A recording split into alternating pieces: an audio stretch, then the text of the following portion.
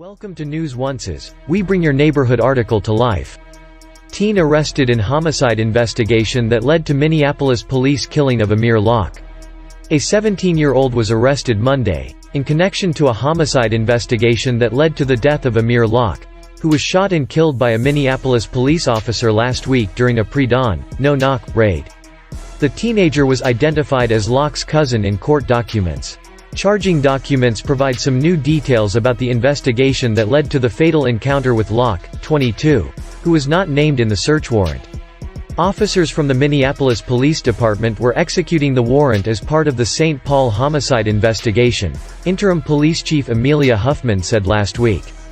Police tracked the teenaged suspect and his associates to the Bolero Flats apartment building in Minneapolis, ultimately executing search warrants on 3 apartments. The one the teen lived in with his mother, another apartment 2 doors down connected to his associate, and an apartment belonging to the girlfriend of the teen's brother 7 floors down. Minneapolis police say the last apartment where Locke was killed was the only one with a no-knock warrant. No-knock warrants.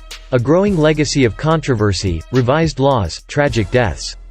Didn't even give him a chance. Minneapolis police executed Amir Locke, family says.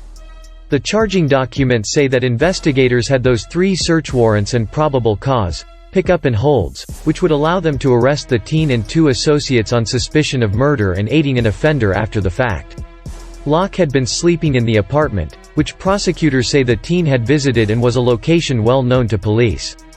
The teen's brother and his girlfriend were in the apartment at the time. All available information confirms that Amir was never a target of that investigation or those search warrants. Civil rights attorney Benjamin Crump.